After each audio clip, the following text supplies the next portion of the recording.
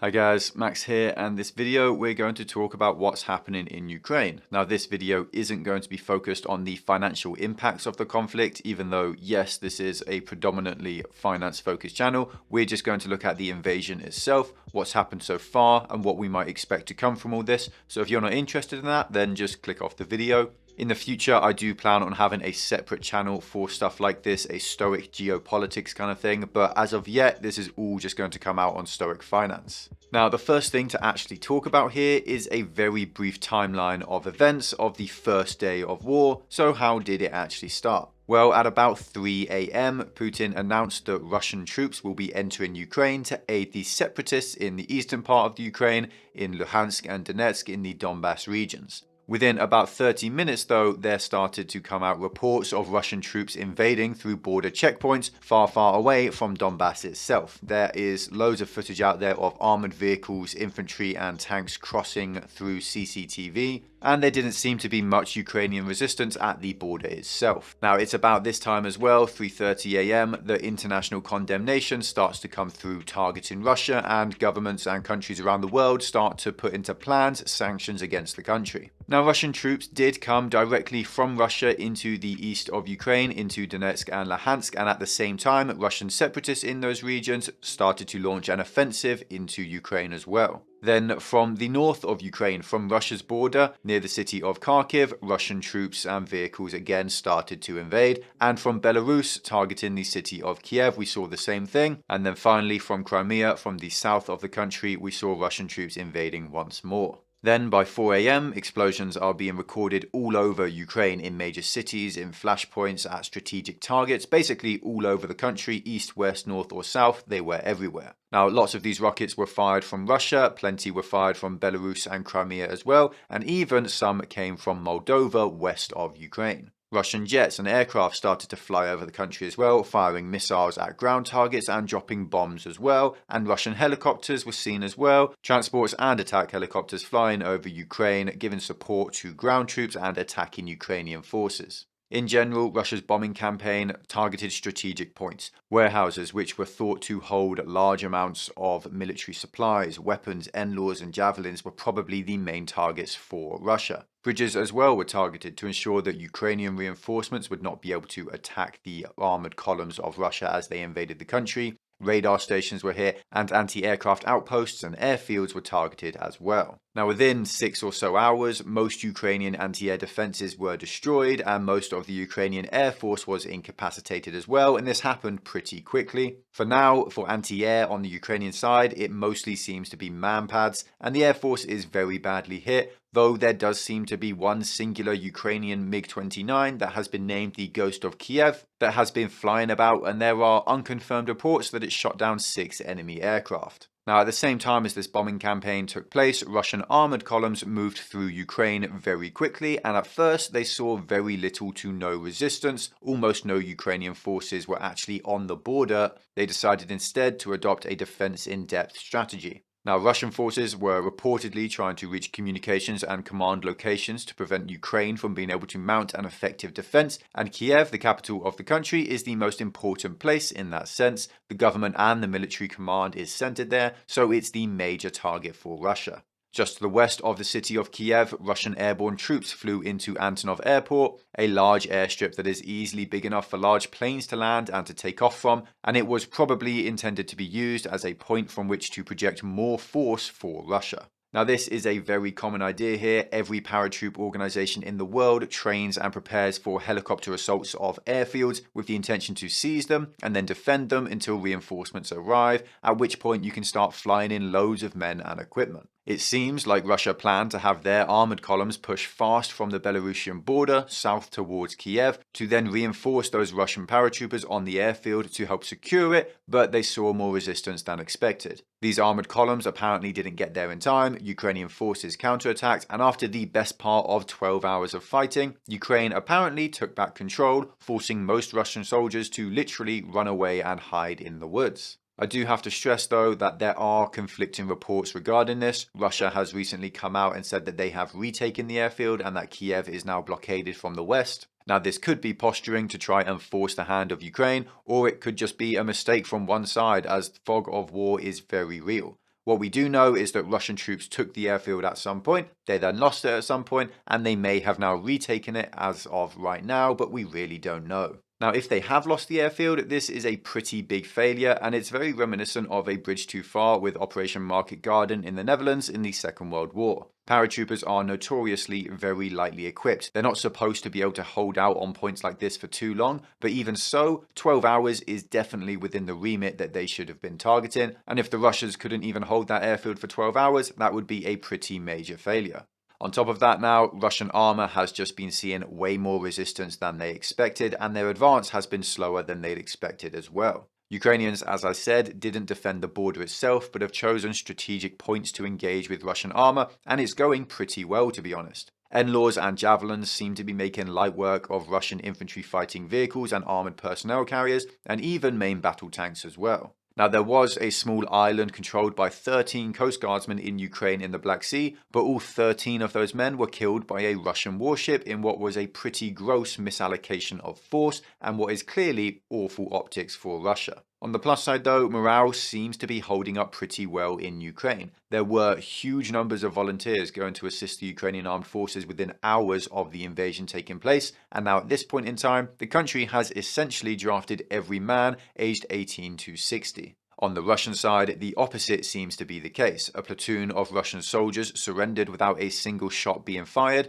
Apparently, the soldiers didn't even know they were invading Ukraine until they crossed the border. They thought it was all just posturing as well and just military exercises in Belarus. Those Russians who have been captured are also mostly conscripts. They're not terribly well trained, they're not well equipped, and they're not well motivated either. There are loads of videos out there of this conflict. I will link down below to the subreddit combat footage for anyone interested in them. Obviously, some of them might be disturbing though. Now, there are videos of the aftermath of Russian bombs. Civilians have been killed, of course, along with soldiers. One of the first people to actually die in the conflict was a 14-year-old girl riding her bike who was killed by a Russian missile, and it was caught on CCTV. There's even one particularly awful video of a Russian jet literally strafing and firing missiles at an apartment building with civilians and a baby in it. Now, I've looked for graphics that best show the flashpoints, and this one seems to do the best job of showing where the conflict is concentrated at the end of the first full day of fighting at midnight of the 25th. As of right now, the ground controlled by Russia is likely to be a little bit larger. Now, as you can see, there is shelling, rockets, and bombs. Whatever the ordnance actually being dropped is, it's spread out all over the country, targeting strategic points. Incursions into Ukraine from the north, east and south are clear. The only advance that is making really good progress though seems to be the one coming from Crimea. In the corner down below shows Ukrainian casualties as of last night. Russian casualties at that point in time were estimated to be about 600 killed soldiers, 5 fixed-wing aircraft shot down, 6 helicopters shot down, 130 armoured vehicles and 30 main battle tanks destroyed as well. As of right now, while I'm making this video, the Russian losses are estimated to be at around 1,000 dead. Russian forces are within just a couple of miles of the city of Kiev now as well, which is one of the major targets for the Russian invasion, as earlier said. Now, British intelligence, the military, has come out and said that they believe Russia did not achieve any of its day one objectives, and they are probably right there. This invasion needs to be very quick and very light as well, with as few casualties as possible, and it doesn't seem to be going that well. In the first few hours of the invasion, Russia basically came out and said that there will be no diplomatic recourse unless Ukraine surrenders unequivocally. This was, of course, done to try and force Ukraine's hand. It's a bit of a negotiating tactic, but it's also representative of what Russia's aims were and what they thought they could achieve. They're not just there trying to secure the Donbass region against Ukrainians, they are clearly seeking to take control of the entire country and place into power their own puppet regime. However, as I've already hinted to already, things are not going as smoothly for the Russians as they might have expected. They have lost far more men, far more armoured vehicles, tanks, aircrafts and helicopter than pretty much anyone expected, and the talk from Moscow has changed tone over the last few hours. They now appear ready to talk diplomacy. They are open to talks on neutral ground in Belarus, which isn't exactly neutral ground, but whatever. This is a major shift though. From total surrender is the only possible outcome to we're open to discussions. Well, it seems to be because it isn't going as well for Russia as they thought it would, and they're probably getting a little bit worried about what they might actually be able to achieve here. They simply don't have the men, the resources, or really the willpower to maintain these levels of losses for very long at all. Now, if Russia can secure the most important parts of Ukraine within a few days of this video going out, then they'll probably achieve their goals, but as of yet, it definitely isn't a sure thing. Right now, the point to watch is certainly Kiev itself. It's the center of command for Ukraine. It has huge concentrations of Ukrainian forces as well, and what happens there over the next couple of days will probably be a precursor for how the conflict actually turns out. Make no mistake though, Ukrainians are still clearly the underdog in this situation. Now, just a couple of other things I feel like mentioning. Lots of Russians do seem to be against this invasion. There are a bunch of journalists asking people on the ground in cities like Moscow and St. Petersburg what their thoughts are, and to massively oversimplify a huge and very complicated conflict, it seems like the young of Russia are horrified by what they're seeing, and the elderly are longing for the return of the USSR, and actually seem glad that the war has started. Pretty harrowing stuff, to be honest, but I will link to a TikTok account down below of all things. Funnily enough, I know a TikTok account, but it's documenting a lot of these interviews so you can see that for yourself. Also, my Twitter account is down there as well. I will be following and tweeting about this conflict and other things as well, so make sure to give me a follow. Now back to Russians, there are actually lots of anti-war protesters in Russia as well, people outside the Kremlin making it known that they do not support this action, and they are of course being arrested and they'll probably be charged and imprisoned, so what they're doing is actually really quite brave. This does serve as a reminder that not everyone in Russia is supportive of this war or that regime, and that platoon of Russian army who surrendered without a single shot being fired should be a reminder that not all of these soldiers want this war either, and there are still good people on the Russian side. That being said, this is an awful situation, and I do feel the need to say this, but Russia clearly is the aggressor and the bad side here.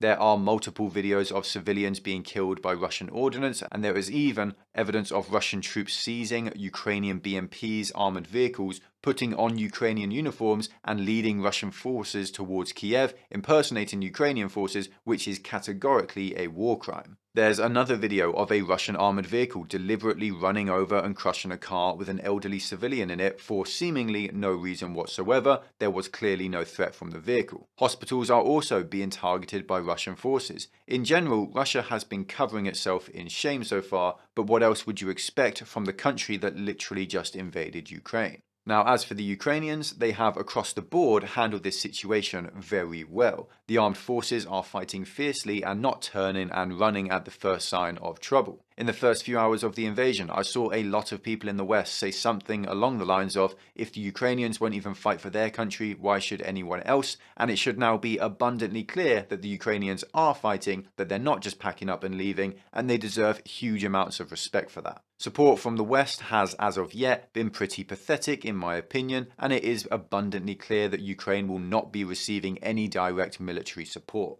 Hopefully arms, equipment and funds will continue to be sent over, and if Ukraine can brunt the initial invasion, put a stop to the advance of Russian troops, there is still hope that they can stabilize the situation. That is pretty much it for the day. Of course, this is moving so quickly, things are changing by the hour or the minute. So when you actually watch this video, a couple things I said there might be outdated, but I'm going to stay on top of it all. I'm going to keep up to date, keep updating you, and make sure that we're all well informed about what's going on. That is it for the day, guys. If you enjoyed this video, then leave a like and a comment to bless the YouTube algorithm. If you want more content like this, then check out our Patreon and join our community of investors. You get access to our Discord, loads of exclusive content like insight into my portfolio and buy and sell alerts for all my own investments. There's a link in the description to masterworks.io, a site that allows you to buy fractional shares of art from world famous artists like Banksy, which can be a great way to diversify your portfolio with non-market correlated assets. It's completely free to sign up, you don't have to buy anything, you don't have to hand over any card information, so if that sounds interesting, then make sure to check it out. There's also a link in the description to BlockFi, which will give you up to $250 in free Bitcoin when you use it. You can also get 9% interest on stablecoins like USDC, which is a far higher rate than you get from any savings account these days. Just make sure not to use Tether.